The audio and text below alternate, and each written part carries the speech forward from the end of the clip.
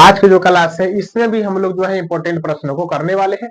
जो 2026 में होने वाले जो मैट्रिक का परीक्षा है उसके मैथ के सवाल जो होंगे यहाँ पर हम लोग भली भांति सीखेंगे। ऐसे प्रश्न है जो मॉडल सेट पर बेसिस प्रश्न है, आधारित प्रश्न है, जिसकी पूरी संभावना है कि ये प्रश्न परीक्षा में आए। तो आप जो है पूरी वीडियो देखिए, ऐसा नहीं हो कि एग्जाम हॉल में बैठकर पछताना पड़े। पहला प्रश्न है ये 9x² - 3 into a plus b x plus a b बराबर 0 को हल करें। अब ये प्रश्न है, या तो आप इसको गुणनखंड करके बना सकते हैं या द्विघात सूत्र लगा के बना सकते हैं। आप जिस तरह बनाइए, हमें इसमें x का मान चाहिए। तो चलिए इसको हम बनाते हैं। a का मान कितना है? इसमें a का मान 9 है, b का मान -3 इंटू ए प्लस बी और c का मान जो है ए बी है। यही यहाँ पर प्रश्न। अब देखिएगा इसमें क्या करें इसके आगे, तो इसमें जो हम लोग ना d निकालेंगे, सूत्र होता है b² माइनस में 4ac। b का मान कितना है? माइनस में 3 इंटू ए प्लस बी का होल स्क्वायर माइनस 4 गुने ए का मान कितना है? होल स्क्वायर नहीं, माफ कीजिएगा, यहाँ पर जो होगा ना ए माइनस बी है, इसका होल स्क्वायर, पूरा का घेर का होल स्क्वायर। अब माइनस में 4 ए का मान कितना है? 9 और सी का मान है ए बी। ये लिख लीजिए। इसको सॉल्व कीजिए। इससे अच्छा है कि -3 से पहले गुना कर दीजिए, तो हो जाएगा -3a -3b plus minus minus होता है का होल स्क्वायर। अब माइनस में 4 9 36 ए बी, ये हो जाएगा। अब क्या करना है, इसको ना a माइनस बी के होल स्क्वायर पर तोड़ना है। तो इसको a माइनस बी के होल स्क्वायर पर क्या होगा? a का मान है ये माइनस में 3a और b का मान है 3b। a स्क्वायर मतलब -3a का होल स्क्वायर माइनस 2a का मान है माइनस में 3a और b का मान है 3b। अब प्लस में जो है 3b का क्या लिख सकते हैं? Whole square. अब माइनस में कितना है? 36ab। ध्यान से प्रश्न को देखना है, समझते जाना है। नहीं समझ में आए तो आप कमेंट बॉक्स में जरूर बताइएगा कि हमें आ रहा है कि नहीं समझ में आ रहा है। इसको सॉल्व करेंगे तो कितना होगा? 3 3 9a² माइनस माइनस प्लस 2 3 6 6 3 का 18 ए बी प्लस में 9b² और माइनस में 36ab। अब देखिए इसके आगे क्या कर सकते हैं। ये 18ab प्लस में है, 36 को ab माइनस में है, मतलब 36 में से ये 18 को हटा देंगे तो कितना बच जाएगा? तो ये माइनस में 18ab बच जाएगा। अब प्लस में 9b², ये अपना बच जाएगा। अब देखिए ये प्रश्न जो है ना, यहाँ से देखिए, क्या आपको ये a माइनस बी का होल स्क्वायर दिख रहा है? हमें तो दिख रहा है। चलिए इसको बताते हैं पूरा बढ़िया से तोड़ के। इस 9a² को हम लोग क्या 3a का होल स्क्वायर लिख सकते हैं? आराम से लिख सकते हैं। गुना करेंगे 3 3 9a² का a² मतलब a² माइनस 2। ये हमारा a का मान था। और यहाँ बताइए इस जगह हम क्या गुना करें कि माइनस में 18ab आ जाए? 3 दूना 6 और 6 में कितना से गुना करना होगा? तो सबसे पहले तो 3 से गुना करना होगा। और इसमें a आ ही गया, अब एक और b से गुना कर देंगे तो ये पूरा को गुना कीजिएगा तो 18ab आ जाएगा। 2 3 6 6 3 का 18, a में b से गुना कीजिएगा ab। अब प्लस में ये b का मान था, ये जगह होता है b² मतलब 3b का होल स्क्वायर। इसको गुना कीजिए 9b² आ जाएगा। अब देखिए a माइनस बी के होल स्क्वायर बैठ गया, तो a² minus 2ab plus b² किसका सूत्र होता है? तो a माइनस b का होल स्क्वायर। a का मान कितना है? 3a और b का मान है 3b, तो इसका होल स्क्वायर हो जाएगा। ये अपना आ गया d का मान निकल के। प्रश्न को जो है ना अच्छा खासा प्रश्न है, प्रश्न अच्छा खासा है। तो आप यहाँ पर ध्यान से देखिए प्रश्न को, तब ही आएगा, आपको पता चलेगा। हमें यहाँ पर x का मान निकालना है, x का मान निकालना है। तो x बराबर क्या सूत्र लगाएंगे बताइए? द्विघात सूत्र क्या होता है? श्रीधराचार्य का नियम, -b प्लस माइनस √d बट्टा में 2a माइनस b का मान। देखिए b का मान पहला ही से माइनस में है, तो माइनस माइनस प्लस हो जाएगा, मतलब 3 इंटू ए प्लस बी फिर प्लस माइनस √d का मान कितना आया? d का मान आया 3a माइनस 3b का होल स्क्वायर। अब बट्टा में 2a, 2 और a का मान बताइए कितना है? a का मान 9 है कि नहीं। स्क्वायर से रूट कट जाएगा। अब इसको गुना कीजिएगा, अंदर गुना कर दीजिएगा, 3a plus 3b plus minus, उसको ब्रैकेट में लिखा है क्योंकि माइनस भी है। अंदर बच्चा, इधर बच्चा 3a माइनस में 3b, क्योंकि स्क्वायर से रूट तक कट गया था। और 2 9 18 ये बचा। अब इसको क्या करते हैं, इधर बनाते हैं। देखिए अब ये 3a प्लस 3b है, लिख लीजिए 3a प्लस 3b, और एक बार जो है ना प्लस के साथ लिखिए, प्लस के साथ लिखना होगा इसको, 3a माइनस 3b को, दिख रहा होगा 3a माइनस 3b। अब बट्टा में कितना है, पूरा के बट्टा में है 18, और एक बार जो है ना माइनस के साथ लिख लीजिए, इसी को क्या है, हो जाएगा 3a प्लस 3b। अब ये माइनस के साथ, अब माइनस लिखेंगे तो चिन्ह ठीक से लगाइएगा, होगा 3a माइनस में 3b और बट्टा में 18। अब देखिए सॉल्व कीजिए, ये 3b माइनस में और ये 3b प्लस में कट जाएगा, क्या आया 3 गो 6 गो a और बट्टा में 18। अब इसको गुना कर दीजिए उधर, 3a प्लस 3b माइनस में हो जाएगा 3a माइनस माइनस प्लस में 3b, अब बट्टा में कितना 18। यहाँ पर भी देखिए कट जाएगा कुछ ना कुछ, क्या कट जाएगा, 3a माइनस में प्लस में कट जाएगा।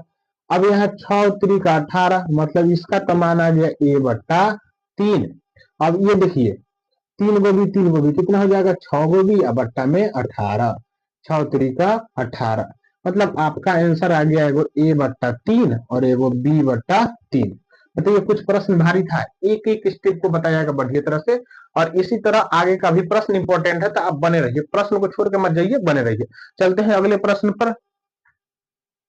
ये रहा अपना आगे का प्रश्न।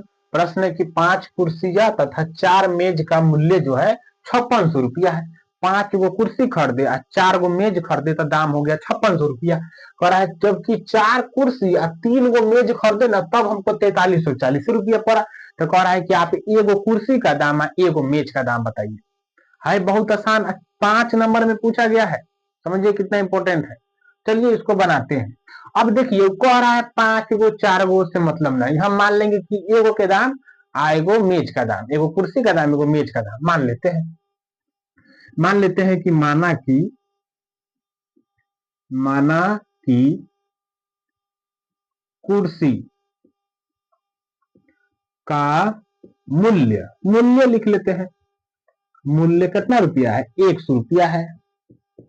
और एगो मेज है, एगो मेज मान लेते हैं कि मेज का मूल्य जो है वो कितना है, तो मान लेते हैं y रुपया है। हमें एक ही को के मान लीजिए बस, और कुछ नहीं। अब लिखते हैं प्रश्न से, प्रश्न हमारा क्या कह रहा है, प्रश्न जो है ना, प्रश्न कह रहा है कि 5 गो कुर्सी 4 गो मेज, 5 गो कुर्सी, हम एगो कुर्सी कितना में खरीदे हैं 100 रुपया में, तब 5 गो कुर्सी कितना हो जाएगा, 5 100 रुपया में होगा ना जी। एगो हम 100 रुपया में खरीदे तो 5 गो 5 100 रुपया में। 4 गो मेज, एगो मेज का मूल्य जो है 4y है, मतलब सॉरी एगो y है, तो 4 गो के दाम हो जाएगा 4 गो y। और दोनों का कुल मूल्य, मतलब दोनों को जोड़ देंगे ना तब वास्तव में दाम कितना रुपया है, 5600 रुपया है। ये हमारा हो गया समीकरण 1। ठीक है, आसान एकदम। अब चलते हैं पुनः, अगला बात क्या कह रहा है, लिखते हैं पुनः। ये कह रहा है कि 4 गो कुर्सी, एगो कुर्सी का दाम 100 रुपया, तो 4 गो के 4 100 रुपया, अब प्लस 3 मेज, एगो मेज का y रुपया, तो 3 गो मेज के 3y रुपया, आज दोनों के दाम कितना 4340 रुपया। ये अपना हो गया समीकरण 2। बताइए समीकरण बनाने में कोनो दिक्कत है तो कमेंट बॉक्स में बताना है कि जी नहीं आया समझ में, हम उसको फिर से बताएंगे। अब ये हो गया, अब जो है ना अपना समीकरण 1 और 2 बन के आया, तो लिखेंगे समीकरण 1 और 2 से। समीकरण 1 देखिए कितना है, एक है 5x प्लस 4y बराबर में 5600, और दूसरा है 4x प्लस 3y बराबर में 4340। यह है अपना समीकरण 1, यह है समीकरण 2। अब कोनो विधि से बना लेना है, बहुत सारा विधि पड़ल है बनाने के लिए। हम बनाते हैं इसको विलोपन विधि, लुप्तीकरण विधि से। देखिए हमें छोटका मान y वाला के लग रहा है, तो समीकरण 1 में जो y का गुणांक है ना, उससे गुना कर देंगे समीकरण 2 में। तो y का गुणांक कितना है 4, इसमें 4 से, और इसमें y का गुणांक कितना है 3, इसमें 3 से। गुना कर दीजिए, 5 तिहाई 15x, 4 तिहाई 12y, अब बराबर 5600 में 3 से गुना कीजिए। 6 त्रिका 18 के 8 हासिल 1, 5 तिहाई 15 और 1 16, 16,800। 0 6 त्रिका 18 के 8 हासिल 1, 5 तिहाई 15 और 1 16। उसी तरह इसमें गुना कर दीजिए, 4 से 4 चौका 16x, 4 तिहाई 12x, अब बराबर 4340 में 4 से 0, 4 चौका 16 के 6 हासिल 1, 4 तिहाई 12 और 1 13 के 3 हासिल 1, 4 चौका 16 और 1 17। अब लिखिए घटाने पर, कथी करने पर, घटाने पर। घटाएंगे तो प्लस वाला माइनस में, प्लस वाला माइनस में, ये कट जाएगा। इधर बताइए कितना बच गया, माइनस में एगो एक्स बच गया, और ये 0 घटा लीजिए इसको, माइनस 17,360 में से 16,800, 0 6 13 में से 8 घटेगा तो 5 हो जाएगा, और फिर 6 में से 6 घटेगा 0, माइनस में माइनस माइनस कट गया। मतलब आपका x का मान कितना आ गया 560 रुपया। अब बताइए आप x किसको माने थे, कुर्सी को माने थे ना x, तो कुर्सी का दाम 560 रुपया, एगो कुर्सी का दाम। अब लिखेंगे उसी तरह समीकरण 1 में चाहे समीकरण 2 में, कोनो में मान रख दीजिए x का मान रखने पर, अब जब मान रखेंगे इसमें, किसमें, समीकरण 1 में, तो समीकरण 1 है अपना 5x प्लस में 4y बराबर में 5600, यही है। अब 5 और x का मान बताइए कितना निकल गया है 560 प्लस में 4y बराबर में 5600। अब इसको गुना कर दीजिए, 0 6 पचे 30 के 0 हासिल 3, 5 पचे 25 और 3 25 3 कितना हो जाएगा 28, 0 6 पचे 30 के 0 हासिल 3, 5 पचे 25 3 28, अब प्लस में 4y, अब बराबर में कितना है 5600। ठीक है, अब ये 2800 जो है ना बराबर के इधर चल जाएगा, तो 4y बराबर में, तो 5600 है ही, इधर प्लस में ये आ जाएगा माइनस में, तो 4y बराबर में 0 0, 16 में से 8 घटेगा 8, और फिर यहाँ बचा कितना, ये हो जाएगा 0 0, 16 में से 8 घटेगा 8, यहाँ बचा 4, 4 में से 2 घटेगा 2, और 4 से काटिएगा तो 7 मरतबे, मतलब 700 मरतबे कट जाएगा। मतलब y का जो दाम निकल के आ गया कितना आ गया 700 रुपया, y का दाम निकल के आ गया 700 रुपया, सही बना है। यहाँ 560 रखे, इसमें 6 पचे मतलब 0 6 पचे 30 के 0 हासिल 3, 5 पचे 25 3 28, प्लस में 4y बराबर में 5600, 2800 इधर प्लस में बराबर के इधर जाएगा माइनस में, x का ही मान आया है। अब ये जो है घट जाएगा इसमें से 0 0, 16 में से 8 घटेगा 8, 4 में से 2 घटेगा 2, 2800 700। मतलब कि एगो x माने है किसको, कुर्सी के मूल्य का, मतलब कुर्सी का दाम 560 रुपया, और मेज का दाम y रुपया माने है, y का मान कितना आ गया 700 रुपया। लिख दीजिए, यहाँ पर लिख दीजिए कि कुर्सी का मूल्य बताइए कितना है, तो कुर्सी का मूल्य आ गया 560 रुपया, और मेज का मूल्य ये कहीं को का निकल रहा है, मेज का मूल्य कितना आ गया, तो मेज का मूल्य आ गया 700 रुपया। बताइए प्रश्न आपको बना समझ में आया कि नहीं आया तो कमेंट बॉक्स में बताना है, नहीं आया हम इस प्रश्न को फिर से बताएंगे, क्योंकि 5 नंबर की ये प्रश्न है। चलते हैं अगले प्रश्न पर। ये रहा अपना आगे का प्रश्न है कि एक बारंबारता बंटन का माध्य तथा बहुलक क्रमशः 28 तथा 16 है, इसका माध्यक क्या होगा। देखिए इसके लिए एक डायरेक्ट सूत्र आता है, और वो सूत्र क्या है हम आपको बताते हैं। पहले लिख लीजिए इसमें कि इसमें क्या क्या दिया गया है, तो आप इसमें लिख लीजिए कि इसमें जो माध्य है ना, लिख लीजिए ठीक से, दिया गया है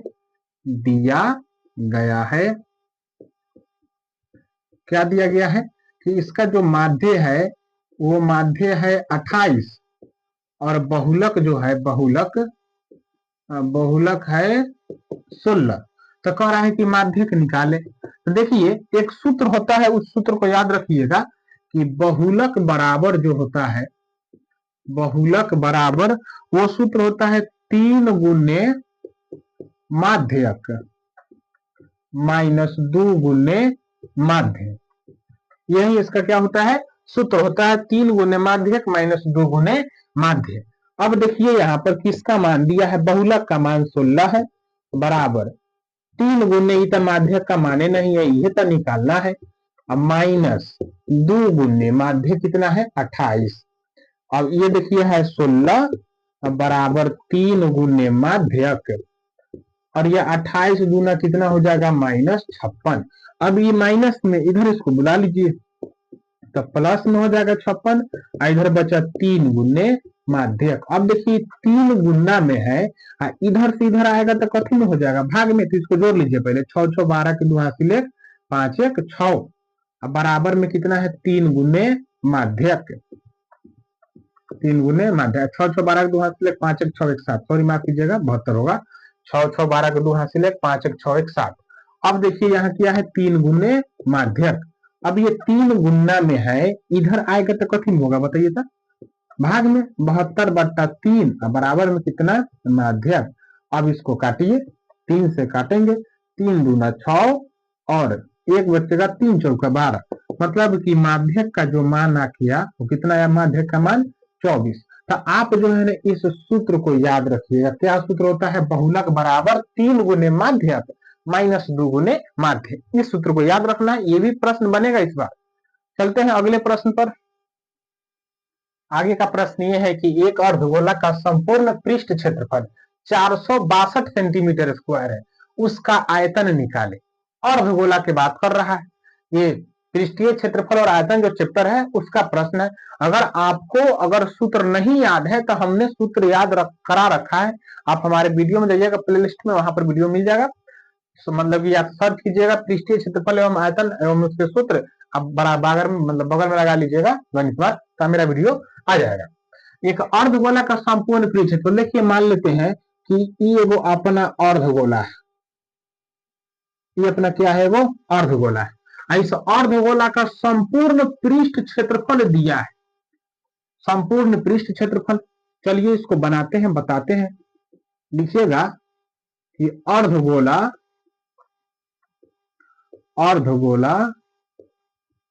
का संपूर्ण पृष्ठ क्षेत्रफल, संपूर्ण पृष्ठ क्षेत्रफल कितना है बताइए तो, संपूर्ण पृष्ठ क्षेत्रफल 462 सेंटीमीटर स्क्वायर। माना तो लिख लीजिए 462 सेंटीमीटर स्क्वायर है। अब बताइए संपूर्ण पृष्ठ क्षेत्रफल का सूत्र क्या होता है, तो 3 पाई आर स्क्वायर इसका सूत्र होता है। क्या होता है, 3 पाई आर स्क्वायर बराबर में 462 ही लिखिए। अब देखिए 3 पाई का मान कुछ नहीं कहे तो 22/7 रखिए, गुने आर स्क्वायर बराबर में 462।